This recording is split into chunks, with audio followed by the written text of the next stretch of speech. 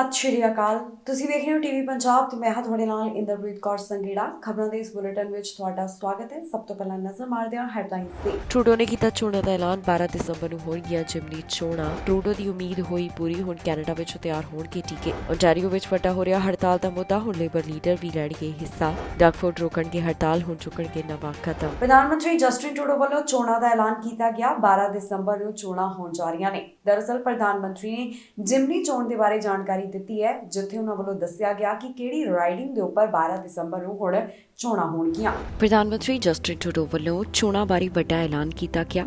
ਪ੍ਰਧਾਨ ਮੰਤਰੀ ਵੱਲੋਂ ਮਿਸੀਸਾਗਾ ਲੇਕਸ਼ੋਰ ਰਾਈਡਿੰਗ ਦੇ ਵਿੱਚ 12 ਦਸੰਬਰ ਨੂੰ ਜਿਮਨੀ ਚੋਣਾਂ ਦਾ ਐਲਾਨ ਕਰ ਦਿੱਤਾ ਹੈ। ਦੱਸੀਏ ਕਿ ਰਾਈਡਿੰਗ ਰਿਵਾਇਤੀ ਤੌਰ ਤੇ ਲਿਬਰਲ ਸੀਟ ਰਹੀ ਹੈ। ਹੁਣ ਇਸ ਰਾਈਡਿੰਗ ਦੇ ਲੋਕ ਆਪਣਾ ਨਵਾਂ ਮੈਂਬਰ ਪਾਰਲੀਮੈਂਟ ਚੁਣਨ ਵਾਸਤੇ 12 ਦਸੰਬਰ ਨੂੰ ਵੋਟਾਂ ਪਾਉਣਗੇ। ਸਾਬਕਾ ਲਿਬਰਲ ਐਮਪੀ ਸਵੈਨ ਵੱਲੋਂ ਸੰਯੁਕਤ ਰਾਸ਼ਟਰ ਦੇ ਵਿੱਚ ਨਵਾਂ ਅਹੁਦਾ ਸੰਭਾਲਣ ਵਾਸਤੇ ਅਸਤੀਫਾ ਦੇਣ ਤੋਂ ਬਾਅਦ ਇਹ ਸੀਟ ਖਾਲੀ ਹੋ ਗਈ ਸੀ। ਲਿਬਰਲਸ ਨੂੰ ਉਮੀਦ ਹੈ ਕਿ ਓਨਟਾਰੀਓ ਦੇ ਸਾਬਕਾ ਫਾਈਨਾਂਸ ਮਿਨਿਸਟਰ ਚਾਰਲਸ ਚੋਣ ਜਿੱਤ ਕੇ ਇਹ ਨਵਾਂ ਅਹੁਦਾ ਸੰਭਾਲਣਗੇ। ਸੂਜ਼ਾ ਸੂਬਾਈ ਲੈਜਿਸਲੇਚਰ ਦੇ ਵਿੱਚ ਇਸ ਰਾਈਡਿੰਗ ਦੇ ਇੱਕ ਦਹਾਕੇ ਤੋਂ ਵੱਧ ਸਮਾਂ ਨੁਮਾਇੰਦਗੀ ਕਰ ਚੁੱਕੇ ਨੇ। ਸਾਬਕਾ ਪ੍ਰਧਾਨ ਮੰਤਰੀ ਸਟੀਫਨ ਹਾਰਪਰ ਦੀ ਬਹੁਮਤ ਦੀ ਸਰਕਾਰ ਵੇਲੇ ਸਾਲ 2011 ਤੋਂ ਸਾਲ 2015 ਦੌਰਾਨ ਇਹ ਸੀਟ ਕੰਜ਼ਰਵੇਟਿਵ ਦੀ ਝੋਲੀ ਪਈ ਸੀ, ਪਰ ਰਿਵਾਇਤੀ ਤੌਰ ਤੇ ਇਸ ਰਾਈਡਿੰਗ ਦੀ ਨੁਮਾਇੰਦਗੀ ਜ਼ਿਆਦਾਤਰ ਲਿਬਰਲਸ ਦੇ ਕੋਲ ਆਉਂਦੀ ਰਹੀ ਹੈ। ਪੀਲ ਪੁਲਿਸ ਅਫਸਰ ਵੱਲੋਂ ਕਿਹਾ ਗਿਆ ਕਿ ਕੰਜ਼ਰਵੇਟਿਵ ਪਾਰਟੀ ਵੱਲੋਂ ਇਸ ਰਾਈਡਿੰਗ ਤੋਂ ਜਿਮਨੀ ਚੋਣ ਲੜਨ ਦਾ ਇਰਾਦਾ ਕੀਤਾ ਹੈ। ਪੀਅਰ ਪੋਲੀਏਵ ਦੇ ਕੰਜ਼ਰਵੇਟਿਵ ਲੀਡਰ ਬਣਨ ਤੋਂ ਬਾਅਦ ਇਹ ਪਹਿਲਾ ਫੈਡਰਲ ਮੁਕਾਬਲਾ ਹੈ। ਦੱਸੀਏ ਕਿ ਦਸੰਬਰ ਵਿੱਚ ਕਿਸੇ ਵੀ ਪਾਰਟੀ ਦੇ ਜਿਮਨੀ ਚੋਣ ਜਿੱਤਣ ਦੇ ਨਾਲ ਪਾਰਲੀਮੈਂਟ ਦੇ ਵਿੱਚ ਸੱਤਾ ਸੰਤੁਲਨ ਵਿੱਚ ਕੋਈ ਫਰਕ ਨਹੀਂ ਆਵੇਗਾ, ਜਿੱਥੇ ਕਿ ਲਿਬਰਲਸ ਕੋਲ ਘੱਟ ਗਿਣਤੀ ਸੀਟਾਂ ਹਨ। ਹੁਣ ਇਸ ਬਾਰੇ ਇਹੀ ਤਾਜ਼ਾ ਅਪਡੇਟ ਸਾਹਮਣੇ ਆ ਰਹੀ ਹੈ ਕਿ ਪ੍ਰਧਾਨ ਮੰਤਰੀ ਵੱਲੋਂ ਜਿਮਨੀ ਚੋਣਾਂ ਦਾ ਐਲਾਨ ਕਰ ਦਿੱਤਾ ਗਿਆ, ਜੋ ਕਿ ਮਿਸੀਸਾਗਾ ਲੇਕਸ਼ੋਰ ਰਾਈਡਿੰਗ ਦੇ ਵਿੱਚ 12 ਦਸੰਬਰ ਨੂੰ ਹੋਣਗੀਆਂ, ਜਿਸ ਤੋਂ ਬਾਅਦ ਇਹ ਫੈਸਲਾ ਹੋਵੇਗਾ ਕਿ ਇੱਥੇ ਕਿਸ ਦੀ ਜਿੱਤ ਹੁੰਦੀ ਹੈ। ਪ੍ਰਧਾਨ ਮੰਤਰੀ ਜਸਟਿਨ ਟਰੂਡੋ ਦਾ ਇੱਕ ਸੁਪਨਾ ਪੂਰਾ ਹੋਣ ਜਾ ਰਿਹਾ ਹੈ। ਉਹਨਾਂ ਵੱਲੋਂ ਆਪਣੀ ਉਮੀਦ ਦੇ ਬਾਰੇ ਜ਼ਿਕਰ ਕੀਤਾ ਗਿਆ, ਜਿੱਥੇ ਦੱਸਿਆ ਗਿਆ ਕਿ ਹੁਣ ਜਿਹੜੇ mRNA ਟੀਕੇ ਨੇ ਉਹ ਕੈਨੇਡਾ ਦੇ ਵਿੱਚ ਹੀ ਤਿਆਰ ਕੀਤੇ ਜਾਣਗੇ। ਇਹ ਕਾਫੀ ਦੇਰ ਤੋਂ ਪ੍ਰਧਾਨ ਮੰਤਰੀ ਜਸਟਿਨ ਟਰੂਡੋ ਚਾਹੁੰਦੇ ਸਨ, ਜੋ ਕਿ ਹੁਣ ਪੂਰਾ ਹੁੰਦਾ ਹੋਇਆ ਦਿਖਾਈ ਦੇ ਰਿਹਾ ਹੈ। ਪ੍ਰਧਾਨ ਮੰਤਰੀ ਜਸਟਿਨ ਟਰੂਡੋ ਵੱਲੋਂ ਇੱਕ ਉਮੀਦ ਦਾ ਪ੍ਰਗਟਾਵਾ ਕੀਤਾ ਗਿਆ। ਇਹ ਉਮੀਦ ਉਹਨਾਂ ਵੱਲੋਂ ਕਿਊਬਿਕ ਦੇ ਵਿੱਚ ਪ੍ਰਗਟਾਈ ਗਈ। ਪ੍ਰਧਾਨ ਮੰਤਰੀ ਨੇ ਕਿਹਾ ਕਿ ਹੁਣ mRNA ਟੀਕੇ ਕੈਨੇਡਾ ਵਿੱਚ ਤਿਆਰ ਹੋਣਗੇ ਤੇ ਉਹ ਇਸ ਦੇ ਕਾਫੀ ਨੇੜੇ ਆ ਚੁੱਕੇ ਹਨ। ਇਸ ਬਾਰੇ ਪ੍ਰਧਾਨ ਮੰਤਰੀ ਵੱਲੋਂ ਕਿਊਬਿਕ ਦੇ ਵਿੱਚ ਕਈ ਵੱਡੇ ਐਲਾਨ ਕੀਤੇ ਗਏ ਤੇ ਇਸ ਬਾਰੇ ਜਾਣਕਾਰੀ ਦਿੱਤੀ ਗਈ ਹੈ। ਕੀ ਕਹਿਣਾ ਹੈ ਪ੍ਰਧਾਨ ਮੰਤਰੀ ਜਸਟਿਨ ਟਰੂਡੋ ਦਾ, ਆਓ ਤੁਹਾਨੂੰ ਸੁਣਾਉਂਦੇ ਹਾਂ। It's important for everyone, with winter coming, with people headed back indoors, to stay up to date in your vaccinations, including getting boosted as soon as you're eligible. There's still a lot of virus going around. Do it to protect your health and to protect our health workers who are so busy on the front lines, being the heroes we need them to be. Being able to make vaccines here in Canada is part of our government's plan to keep people safe and to create good jobs for Canadians. Moderna will also invest in research and development here in Canada, which will help us continue to expand our life sciences sector. This is what we mean when we say that we're working to attract investments and working to make our country more competitive. Canada is an attractive place for companies like Moderna to invest and innovate. We're going to continue making sure that the whole world knows this. The last two elections in 2019-2021 were the first times we had actually established a committee of senior officials to oversee and to ensure that there was no electoral interference, and in the case that there was to deal with it and to share that with Canadians.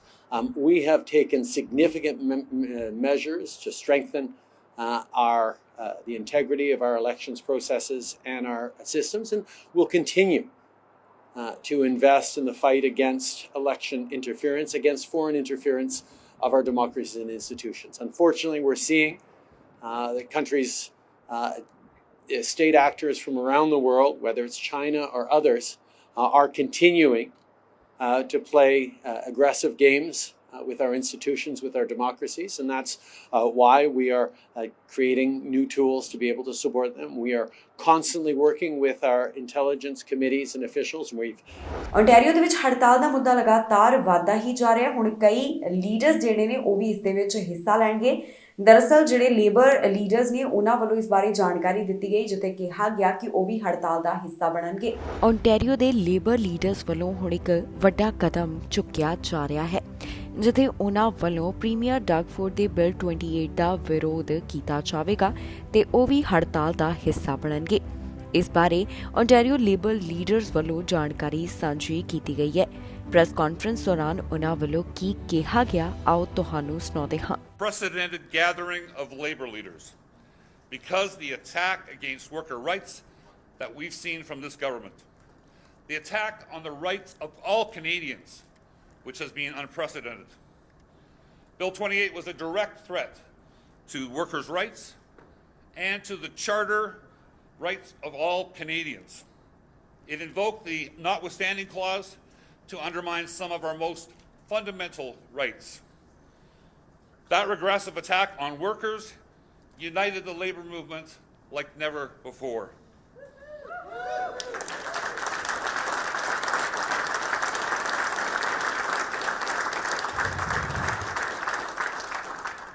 I am so proud of CUPE's frontline education workers, 70% of whom are women, and that they stood firm.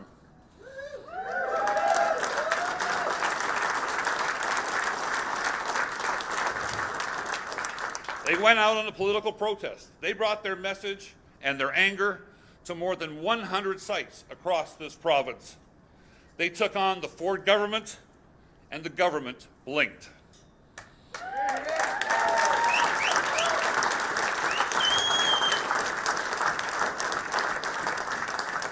This morning, Doug Ford announced that he would rescind Bill 28. I know there might be a little bit of doubt about that, but we have it confirmed. He will rescind Bill 28.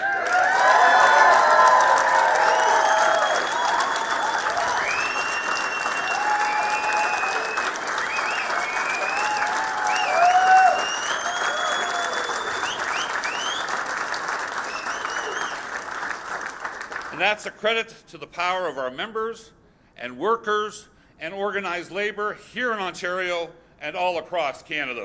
ਚਾਕੂ ਲੱਗਣ ਦਾ ਇੱਕ ਮਾਮਲਾ ਸਾਹਮਣੇ ਆਇਆ, ਜਿੱਥੇ ਇੱਕ ਵਿਅਕਤੀ ਨੂੰ ਚਾਕੂ ਲੱਗਿਆ। ਪੁਲਿਸ ਵੱਲੋਂ ਉਸ ਦੀ ਪਹਿਚਾਣ ਜਦ ਤੱਕ ਨਹੀਂ ਕੀਤੀ ਗਈ। ਮਾਮਲੇ ਦੀ ਵਧੇਰੇ ਜਾਂਚ ਪੜਤਾਲ ਜਾਰੀ ਹੈ। ਨਾਰਥ ਯਾਰਕ ਤੋਂ ਇੱਕ ਅਜਿਹਾ ਮਾਮਲਾ ਸਾਹਮਣੇ ਆਇਆ, ਜਿੱਥੇ ਇੱਕ ਵਿਅਕਤੀ ਦੇ ਉੱਪਰ ਚਾਕੂ ਨਾਲ ਹਮਲਾ ਕੀਤਾ ਗਿਆ। ਹੁਣ ਇਸ ਮਾਮਲੇ ਦੀ ਜਾਂਚ ਹੋਮਿਸਾਈਡ ਯੂਨਿਟ ਵੱਲੋਂ ਕੀਤੀ ਜਾ ਰਹੀ ਹੈ। ਜਿਸ ਵਿਅਕਤੀ ਦੇ ਚਾਕੂ ਨਾਲ ਹਮਲਾ ਕੀਤਾ ਗਿਆ, ਉਸ ਦੀ ਮੌਤ ਹੋਣ ਦੇ ਬਾਰੇ ਅਧਿਕਾਰੀਆਂ ਵੱਲੋਂ ਪੁਸ਼ਟੀ ਕੀਤੀ ਗਈ। ਪੁਲਿਸ ਦਾ ਕਹਿਣਾ ਹੈ ਕਿ ਇਹ ਘਟਨਾ 8:30 ਦੇ ਕਰੀਬ ਸਾਹਮਣੇ ਆਈ ਹੈ ਤੇ ਪੀੜਤ ਨੂੰ ਪੁਲਿਸ ਅਧਿਕਾਰੀਆਂ ਵੱਲੋਂ ਮ੍ਰਿਤਕ ਐਲਾਨ ਕੀਤਾ ਗਿਆ। ਇਹ ਘਟਨਾ ਜੇਨ ਸਟਰੀਟ ਅਤੇ ਫਿੰਚ ਐਵਨਿਊ ਵੈਸਟ ਦੇ ਨਾਲ ਜੁੜੀ ਹੋਈ ਹੈ। ਪੁਲਿਸ ਦਾ ਕਹਿਣਾ ਹੈ ਕਿ ਜਦੋਂ ਮੌਕੇ ਵਾਲੀ ਥਾਂ ਦੇ ਉੱਪਰ ਉਹ ਪਹੁੰਚੇ ਤਾਂ ਉਹਨਾਂ ਨੇ ਜ਼ਖਮੀ ਹਾਲਤ ਦੇ ਵਿੱਚ ਇੱਥੇ ਇੱਕ ਵਿਅਕਤੀ ਨੂੰ ਪਾਇਆ, ਜਿਸ ਨੂੰ ਤੁਰੰਤ ਹਸਪਤਾਲ ਦੇ ਵਿੱਚ ਭਰਤੀ ਕਰਵਾਇਆ ਗਿਆ। ਇਸ ਵਿਅਕਤੀ ਦੀ ਹਾਲਤ ਕਾਫੀ ਜ਼ਿਆਦਾ ਗੰਭੀਰ ਬਣੀ ਹੋਈ ਸੀ। ਫਿਲਹਾਲ ਇਸ ਬਾਰੇ ਇਨਵੈਸਟੀਗੇਟਰਸ ਨੇ ਬਹੁਤੀ ਡਿਟੇਲ ਅਜੇ ਜਨਤਕ ਨਹੀਂ ਕੀਤੀ ਤੇ ਨਾ ਹੀ ਸਸਪੈਕਟ ਦੀ ਕੋਈ ਜਾਣਕਾਰੀ ਸਾਂਝੀ ਕੀਤੀ ਹੈ। ਦੱਸਿਆ ਜਾ ਰਿਹਾ ਹੈ ਕਿ ਮਾਮਲੇ ਦੀ ਵਧੇਰੇ ਜਾਂਚ ਪੜਤਾਲ ਜਾਰੀ ਹੈ। ਇਹ ਵੀ ਗੱਲ ਕਹੀ ਜਾ ਰਹੀ ਹੈ ਕਿ ਜੇਕਰ ਕਿਸੇ ਨੂੰ ਕੋਈ ਇਸ ਬਾਰੇ ਜਾਣਕਾਰੀ ਹੈ ਤਾਂ ਪੁਲਿਸ ਨਾਲ ਜ਼ਰੂਰ ਸੰਪਰਕ ਕਰਨ। ਪੁਲਿਸ ਨਾਲ 4168087400 ਜਾਂ ਫਿਰ ਕ੍ਰਾਈਮ ਸਟਾਪਰਸ ਨਾਲ 4162228477 ਦੇ ਉੱਪਰ ਕਾਲ ਕਰਕੇ ਜਾਣਕਾਰੀ ਸਾਂਝੀ ਕੀਤੀ ਜਾ ਸਕਦੀ ਹੈ। ਫਿਲਹਾਲ ਇਸ ਮਾਮਲੇ ਸੰਬੰਧੀ ਵਧੇਰੇ ਜਾਂਚ ਪੜਤਾਲ ਜਾਰੀ ਹੈ, ਜਿਸ ਤੋਂ ਬਾਅਦ ਅਗਲੀ ਅਪਡੇਟ ਜਾਰੀ ਕੀਤੀ ਜਾਵੇਗੀ। ਹੁਣ ਤੱਕ ਦੀ ਜਾਣਕਾਰੀ ਦੇ ਵਿੱਚ ਇਹਨਾਂ तमाम ਗੱਲਾਂ ਦਾ ਜ਼ਿਕਰ ਕੀਤਾ ਗਿਆ ਹੈ। ਓਨਟਾਰੀਓ ਦੇ ਵਿੱਚ ਐਜੂਕੇਸ਼ਨ ਵਰਕਰਸ ਵੱਲੋਂ ਜੋ ਹੜਤਾਲ ਦੇ ਬਾਰੇ ਐਲਾਨ ਕੀਤਾ ਗਿਆ, ਉਸ ਤੋਂ ਬਾਅਦ ਪ੍ਰੀਮੀਅਰ ਡਗ ਫੋਰਡ ਦਾ ਇੱਕ ਵੱਡਾ ਬਿਆਨ ਸਾਹਮਣੇ ਆਇਆ। ਪ੍ਰੀਮੀਅਰ ਦਾ ਕਹਿਣਾ ਹੈ ਕਿ ਜਿਹੜਾ ਕਾਨੂੰਨ ਉਹਨਾਂ ਵੱਲੋਂ ਲਿਆਂਦਾ ਗਿਆ ਸੀ, ਉਸ ਨੂੰ ਵਾਪਸ ਲਿਆ ਜਾਵੇਗਾ ਤੇ ਉਹ ਹੜਤਾਲ ਰੁਕਵਾਉਣ ਦੀ ਤਿਆਰੀ ਦੇ ਵਿੱਚ ਨੇ। ਓਨਟਾਰੀਓ ਸਰਕਾਰ ਵੱਲੋਂ ਐਜੂਕੇਸ਼ਨ ਵਰਕਰਾਂ ਵਾਸਤੇ ਜੋ ਇੱਕ ਨਵਾਂ ਕਾਨੂੰਨ ਲੈਜਿਸਲੇਸ਼ਨ ਦੇ ਵਿੱਚ ਲਿਆਂਦਾ ਗਿਆ, ਉਸ ਨੂੰ ਵਾਪਸ ਲੈਣ ਦੀ ਗੱਲ ਕੀਤੀ ਜਾ ਰਹੀ ਹੈ। ਇਸ ਬਾਰੇ ਓਨਟਾਰੀਓ ਦੇ ਪ੍ਰੀਮੀਅਰ ਡਗ ਫੋਰਡ ਵੱਲੋਂ ਵਿਚਾਰ ਸਾਂਝੇ ਕੀਤੇ ਗਏ ਨੇ ਤੇ ਉਹਨਾਂ ਵੱਲੋਂ ਦੱਸਿਆ ਜਾ ਰਿਹਾ ਹੈ ਕਿ ਹੁਣ ਹੜਤਾਲ ਨੂੰ ਰੋਕਣ ਵਾਸਤੇ ਸਰਕਾਰ ਕਿਹੜੇ ਕਦਮ ਚੁੱਕ ਰਹੀ ਹੈ। ਕੀ ਕਹਿਣਾ ਹੈ ਡਗ ਫੋਰਡ ਦਾ, ਆਓ ਤੁਹਾਨੂੰ ਸੁਣਾਉਂਦੇ ਹਾਂ ਉਹਨਾਂ ਦੀ ਹੀ ਜ਼ੁਬਾਨੀ। As a gesture of good faith, our government is willing to rescind the legislation we're willing to rescind Section 33, but only if QP agrees to show a similar gesture of good faith by stopping their strike and letting our kids back into their classrooms. I urge QP to continue to talk with us at the bargaining table. We're willing to make a fair deal, one that offers more help for lower income workers. We want a deal that's fair for students, fair for workers, fair for parents, and fair for taxpayers. And we know we can get there.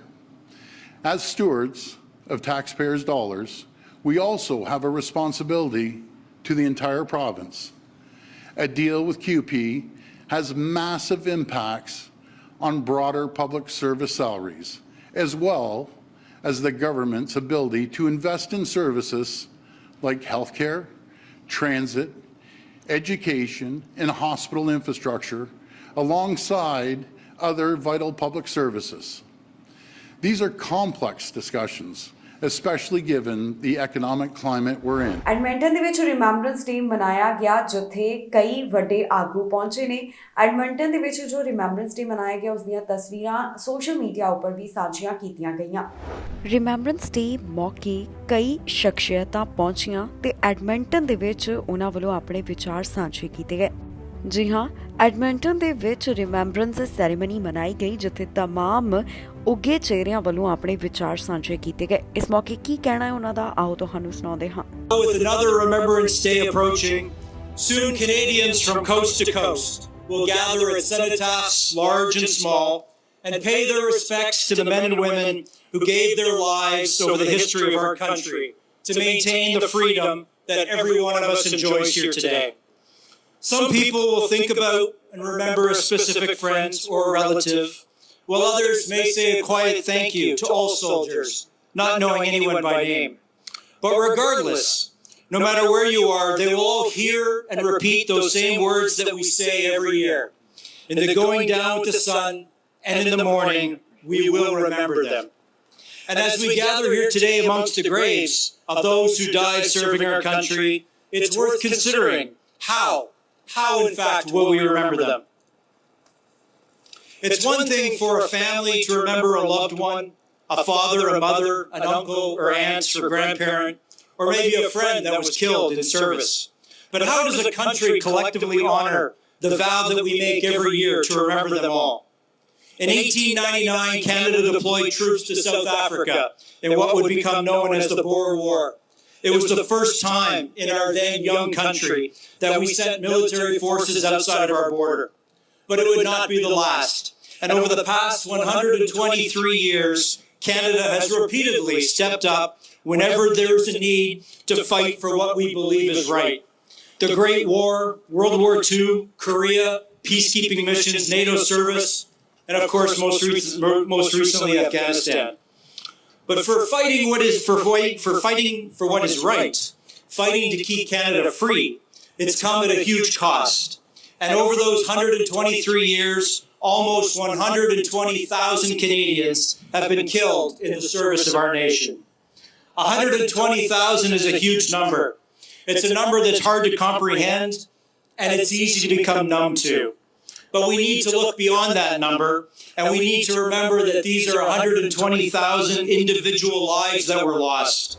America ਵਿੱਚ ਮੌਂਕੀਪੌਕਸ virus ਦੀ ਕੀ ਸਥਿਤੀ ਬਣੀ ਹੋਈ ਹੈ, ਇੱਥੇ ਅਲੱਗ-ਅਲੱਗ ਸੂਬਿਆਂ ਦੇ ਵਿੱਚ ਕੀ ਹਾਲਾਤ ਨੇ, ਇਸ ਦੇ ਨਾਲ ਜਾਣੂ ਕਰਵਾਇਆ ਗਿਆ। ਕਿਹੜੇ ਸੂਬੇ ਤੋਂ ਹੁਣ ਤੱਕ ਕਿੰਨੇ ਮਾਮਲੇ ਸਾਹਮਣੇ ਆ ਚੁੱਕੇ ਨੇ, ਤੁਹਾਨੂੰ ਦੱਸਾਂਗੇ ਇਸ ਖਬਰ ਵਿੱਚ। ਅਮਰੀਕਾ ਤੋਂ ਮੌਂਕੀਪੌਕਸ ਵਾਇਰਸ ਦੇ ਬਾਰੇ ਜਾਣਕਾਰੀ ਸਾਹਮਣੇ ਆਈ, ਜਿੱਥੇ ਦੱਸਿਆ ਗਿਆ ਕਿ ਹੁਣ ਤੱਕ ਕਿਹੜੇ ਸੂਬੇ ਤੋਂ ਕਿੰਨੇ ਮਾਮਲਿਆਂ ਦੀ ਪੁਸ਼ਟੀ ਹੋ ਚੁੱਕੀ ਹੈ। ਪਹਿਲਾਂ ਦੇ ਮੁਕਾਬਲੇ ਇਨ੍ਹਾਂ ਅੰਕੜਿਆਂ ਦੇ ਵਿੱਚ ਗਿਰਾਵਟ ਦਰਜ ਕੀਤੀ ਜਾ ਰਹੀ ਹੈ। ਅਗਸਤ ਮਹੀਨੇ ਅਮਰੀਕਾ ਦੇ ਵਿੱਚ ਮੌਂਕੀਪੌਕਸ ਵਾਇਰਸ ਦੀ ਪੀਕ ਦੇਖਣ ਨੂੰ ਮਿਲੀ। ਰਿਪੋਰਟ ਦੇ ਵਿੱਚ ਦੱਸਿਆ ਗਿਆ ਕਿ ਡਿਸਟ੍ਰਿਕਟ ਆਫ ਕੋਲੰਬੀਆ ਵਿੱਚੋਂ 497, New York 3948, Georgia 1815, California 5010, Florida 2543, Maryland 662, Illinois 1315, Nevada 267, Texas 2372, new Jersey 720, Washington 600, Rhode Island 74, Arizona 474, Pennsylvania 773, Massachusetts 402, Puerto Rico 183, Virginia 484, Louisiana 254, north Carolina 566, Oregon 216, Utah 161, Colorado 278, Tennessee 309, Minnesota 202, Indiana 234, south Carolina 172, Mississippi 87, Michigan 266, Alabama 130, हायो 281, हवाई 34, new Hampshire 30, New Mexico 42, Arkansas 59, Nebraska 29, Wisconsin 76, Kentucky 56, Oklahoma 43, North Dakota 6, Wyoming 4, Alaska 5, West Virginia 12, Montana 6, Kansas 14, Vermont 3, South Dakota 2 monkeypox virus के मामले दर्ज किए जा चुके हैं ਤੇ ਇਸ ਬਾਰੇ ਹੁਣ ਅਮਰੀਕਾ ਤੋਂ ਤਾਜ਼ਾ ਜਾਣਕਾਰੀ ਸਾਂਝੀ ਕੀਤੀ ਗਈ ਹੈ। ਵਿਸ਼ਵ ਨੂੰ ਲੈ ਕੇ ਚੇਤਾਵਨੀ ਜਾਰੀ ਕੀਤੀ ਗਈ ਹੈ। ਇਹ ਚੇਤਾਵਨੀ UN ਵੱਲੋਂ ਦਿੱਤੀ ਗਈ, ਜਿੱਥੇ ਉਹਨਾਂ ਵੱਲੋਂ ਕਲਾਈਮੇਟ ਦਾ ਜ਼ਿਕਰ ਕਰਦਿਆਂ ਵਿਸ਼ਵ ਵਾਸਤੇ ਚੇਤਾਵਨੀ ਜਾਰੀ ਕੀਤੀ ਹੈ। ਵਿਸ਼ਵ ਨੂੰ ਲੈ ਕੇ ਚੇਤਾਵਨੀ ਜਾਰੀ ਕੀਤੀ ਗਈ ਹੈ। ਇਹ ਚੇਤਾਵਨੀ UN ਸੈਕਟਰੀ ਵੱਲੋਂ ਦਿੱਤੀ ਗਈ, ਜਿੱਥੇ ਉਹਨਾਂ ਵੱਲੋਂ COP27 ਦੇ ਡੈਲੀਗੇਟਸ ਨੂੰ ਸੰਬੋਧਿਤ ਕੀਤਾ ਗਿਆ ਤੇ ਉਹਨਾਂ ਨੇ ਵਿਸ਼ਵ ਦੇ ਵਾਸਤੇ ਚੇਤਾਵਨੀ ਜਾਰੀ ਕਰ ਦਿੱਤੀ ਹੈ, ਜੋ ਕਿ ਕਲਾਈਮੇਟ ਦੇ ਨਾਲ ਜੁੜੀ ਹੋਈ ਹੈ। ਕੀ ਕਹਿਣਾ ਹੈ ਉਹਨਾਂ ਦਾ, ਆਓ ਤੁਹਾਨੂੰ ਸੁਣਾਉਂਦੇ ਹਾਂ। In just days, our planet's population will cross a new threshold. The 8 billionth member of our human family will be born. This milestone puts into perspective what this climate conference is all about. How will we answer when baby 8 billion is old enough to ask, what did you do for our world and for our planet when you had the chance? Excellencies, this UN climate conference is a reminder that the answer is in our hands. And the clock is ticking. We are in the fight of our lives and we are losing. Greenhouse gas emissions keep growing. Global temperatures keep rising.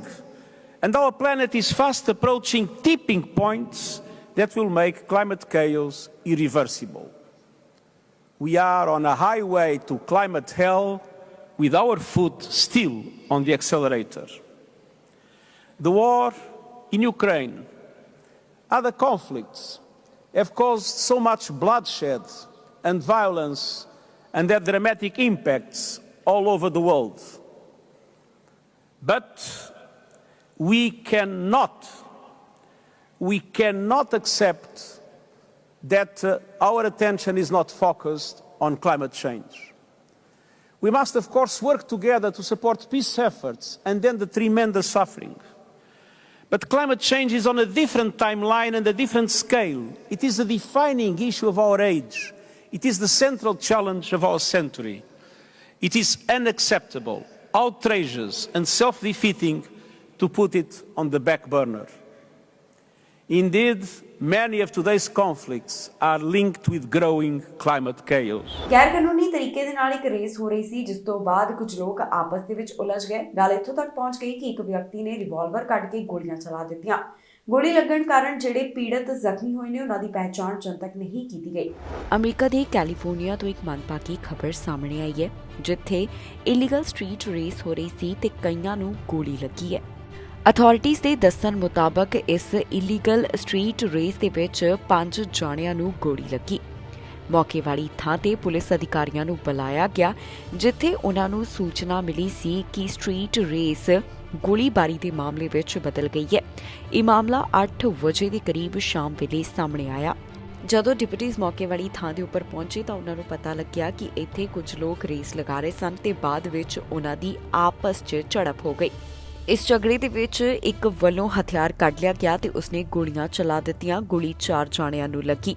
ਜਿਨ੍ਹਾਂ ਨੂੰ ਗੋਲੀਆਂ ਲੱਗੀਆਂ ਉਹਨਾਂ ਵਿੱਚੋਂ ਇੱਕ ਵਿਅਕਤੀ ਨੂੰ ਹਸਪਤਾਲ ਵਿੱਚ ਭਰਤੀ ਕਰਵਾਇਆ ਗਿਆ, ਜਦਕਿ 4 ਨੂੰ ਫਲਾਈਂਗ ਜੇ ਟਰੱਕ ਸ਼ਾਪ ਦੇ ਵਿੱਚ ਲਿਜਾਏ ਜਾਣ ਦੀ ਖਬਰ ਸਾਹਮਣੇ ਆਈ, ਜੋ ਕਿ ਹਾਈਵੇ 99 ਦੇ ਉੱਪਰ ਹੈ।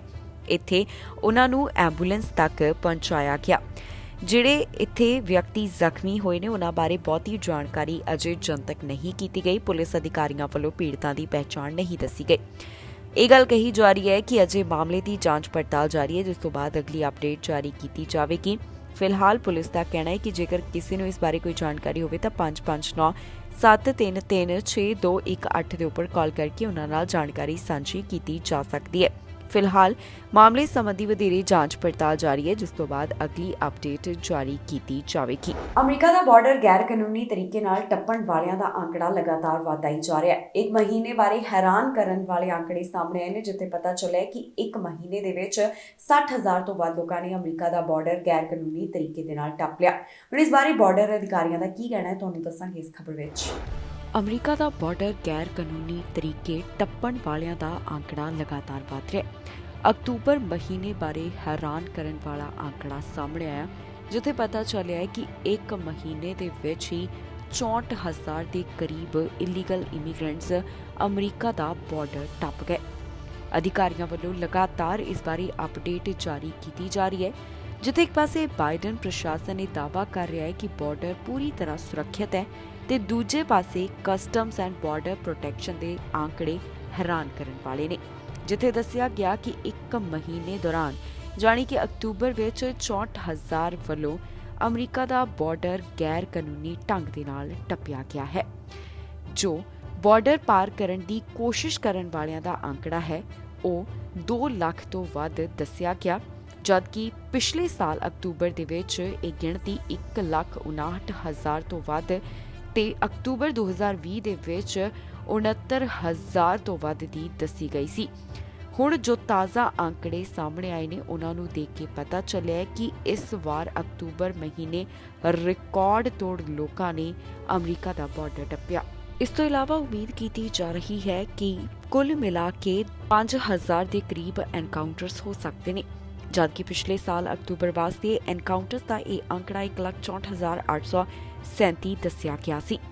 ਜੋ ਬਾਰਡਰ ਅਧਿਕਾਰੀਆਂ ਨੇ ਅੰਕੜੇ ਜਾਰੀ ਕੀਤੇ ਨੇ ਉਹਨਾਂ ਨੂੰ ਦੇਖ ਕੇ ਪਤਾ ਚੱਲ ਰਿਹਾ ਹੈ ਕਿ ਰੋਜ਼ਾਨਾ 2,000 ਲੋਕ ਅਮਰੀਕਾ ਦਾ ਬਾਰਡਰ ਟੱਪ ਰਹੇ ਹਨ।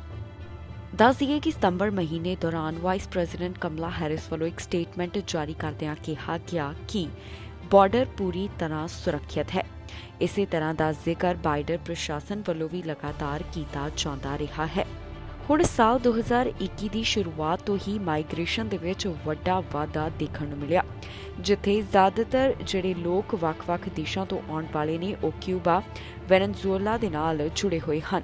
ਅਮਰੀਕਾ ਦੇ ਇੱਕ ਹਿੱਸੇ ਤੋਂ ਅਜਿਹਾ ਮਾਮਲਾ ਸਾਹਮਣੇ ਆਇਆ ਜਿੱਥੇ ਬਾਰ ਦੇ ਬਾਹਰ ਗੋਲੀਆਂ ਚੱਲੀਆਂ ਨੇ। ਗੋਲੀ 12 ਜਾਣਿਆਂ ਨੂੰ ਲੱਗੀ। ਜਿਹੜੇ ਜ਼ਖਮੀ ਹੋਏ ਨੇ ਇਹਨਾਂ ਦੀ ਪਹਿਚਾਣ ਜਨਤਕ ਨਹੀਂ ਕੀਤੀ ਗਈ। ਪੁਲਿਸ ਮਾਮਲੇ ਦੀ ਜਾਂਚ ਕਰ ਰਹੀ ਹੈ। ਅਮਰੀਕਾ ਦੇ ਫਿਲਾਡੈਲਫੀਆ ਤੋਂ ਇੱਕ ਅਜਿਹਾ ਮਾਮਲਾ ਸਾਹਮਣੇ ਆਇਆ ਜਿੱਥੇ ਬਾਰ ਦੇ ਬਾਹਰ ਗੋਲੀਬਾਰੀ ਹੋਈ ਹੈ। ਗੋਲੀਬਾਰੀ ਦੀ ਇਸ ਘਟਨਾ ਦੇ ਵਿੱਚ ਘੱਟੋ-ਘੱਟ 12 ਲੋਕ ਜ਼ਖਮੀ ਦੱਸੇ ਜਾ ਰਹੇ ਨੇ। ਅਧਿਕਾਰੀਆਂ ਵੱਲੋਂ ਇਸ ਮਾਮਲੇ ਦੀ ਜਾਣਕਾਰੀ ਸਾਂਝੀ ਕੀਤੀ ਗਈ, ਜਿੱਥੇ ਦੱਸਿਆ ਗਿਆ ਕਿ ਕੇਨ ਕਿੰਗਸਟਨ ਇਲਾਕੇ ਦੇ ਇੱਕ ਬਾਰ ਵਿੱਚ ਗੋਲੀਬਾਰੀ ਦਾ ਮਾਮਲਾ ਸਾਹਮਣੇ ਆਇਆ, ਜਿਸ ਵਿੱਚ 12 ਲੋਕ ਜ਼ਖਮੀ ਦੱਸੇ ਗਏ। ਦੱਸਿਆ ਜਾ ਰਿਹਾ ਹੈ ਕਿ ਗੋਲੀਬਾਰੀ ਦੀ ਇਹ ਘਟਨਾ ਬੀਤੀ ਰਾਤ ਸਾਹਮਣੇ ਆਈ ਹੈ। ਸੋਰਸਿਸ ਦੇ ਹਵਾਲੇ ਤੋਂ ਪਤਾ ਚੱਲਿਆ ਕਿ 12 ਜਾਣੇ ਇਸ ਮਾਮਲੇ ਵਿੱਚ ਜ਼ਖਮੀ ਹੋਏ। ਫਿਲਹਾਲ ਇਹਨਾਂ ਪੀੜਤਾਂ ਦੀ ਪਹਿਚਾਣ ਅਜੇ ਤੱਕ ਜਨਤਕ ਨਹੀਂ ਕੀਤੀ ਗਈ ਤੇ ਨਾ ਹੀ ਇਹਨਾਂ ਬਾਰੇ ਕੋਈ ਬਹੁਤੀ ਡਿਟੇਲ ਜਨਤਕ ਕੀਤੀ ਗਈ ਹੈ। ਇਹ ਮਾਮਲਾ ਸਾਹਮਣੇ ਆਉਣ ਤੋਂ ਬਾਅਦ ਲਗਾਤਾਰ ਇਸ ਬਾਰੇ ਟਵਿੱਟਰ ਦੇ ਉੱਪਰ ਵੀ ਜਾਣਕਾਰੀ ਸਾਂਝੀ ਕੀਤੀ ਜਾ ਰਹੀ ਹੈ। ਜ਼ਿਕਰਯੋਗ ਹੈ ਕਿ ਅਮਰੀਕਾ ਦੇ ਵਿੱਚ ਗਨ ਵਾਇਲੈਂਸ ਇੱਕ ਵੱਡਾ ਅਹਿਮ ਮੁੱਦਾ ਬਣਿਆ ਹੋਇਆ ਹੈ। ਬਾਈਡਨ ਪ੍ਰਸ਼ਾਸਨ ਵੀ ਲਗਾਤਾਰ ਇਸ ਬਾਰੇ ਗੱਲਬਾਤ ਕਰਦੇ ਹੋਏ ਦਿਖਾਈ ਦੇ ਰਹੇ ਨੇ ਤੇ ਉਹਨਾਂ ਵੱਲੋਂ ਇਸ ਗੱਲ ਨੂੰ ਲੈ ਕੇ ਵੀ ਜ਼ੋਰ ਦਿੱਤਾ ਜਾ ਰਿਹਾ ਹੈ ਕਿ ਉਹਨਾਂ ਦੀ ਸਰਕਾਰ ਇਸ ਹਿੰਸਾ ਦੇ ਖਿਲਾਫ ਲਗਾਤਾਰ ਕਦਮ ਚੁੱਕ ਰਹੀ ਹੈ। ਇਸ ਦੇ ਨਾਲ ਹੀ ਜਾਂਦੇ ਇੱਕ ਵਾਰ ਫਿਰ ਤੋਂ ਨਜ਼ਰ ਮਾਰਦੇ ਹਾਂ ਹੈਡਲਾਈਨਸ ਤੇ। ਟਰੂਡੋ ਨੇ ਕੀਤਾ ਚੋਣਾਂ ਦਾ ਐਲਾਨ। 12 ਦਸੰਬਰ ਨੂੰ ਹੋਣਗੀਆਂ ਜ਼ਿਮਨੀ ਚੋਣਾਂ। ਟਰੂਡੋ ਦੀ ਉਮੀਦ ਹੋਈ ਪੂਰੀ। ਹੁਣ ਕੈਨੇਡਾ ਵਿੱਚ ਤਿਆਰ ਹੋਣਗੇ ਟੀਕੇ। ਓਨਟਾਰੀਓ ਵਿੱਚ ਵੱਡਾ ਹੋ ਰਿਹਾ ਹੜਤਾਲ ਦਾ ਮੁੱਦਾ। ਹੁਣ ਲੇਬਰ ਲੀਡਰ ਵੀ ਲੈਣਗੇ ਹਿੱਸਾ। ਡਾਕਫੋਰਡ ਰੋਕਣਗੇ ਹੜਤਾਲ। ਹੁਣ ਚੁੱਕਣਗੇ ਨਵਾਂ ਕਦਮ। ਖਬਰਾਂ ਦੇ ਇਸ ਬੁਲੇਟਿਨ ਵਿੱਚ ਇੰਨਾ ਹੀ। ਫਿਲਹਾਲ ਮੈਨੂੰ ਇੰਦਰਪ੍ਰੀਤ ਕੌਰ ਸੰਗੇੜਾ ਨੂੰ ਦਿਓ ਇਜਾਜ਼ਤ ਤੇ ਤੁਸੀਂ ਵੇਖਦੇ ਹੋ ਟੀਵੀ ਪੰਜਾਬ।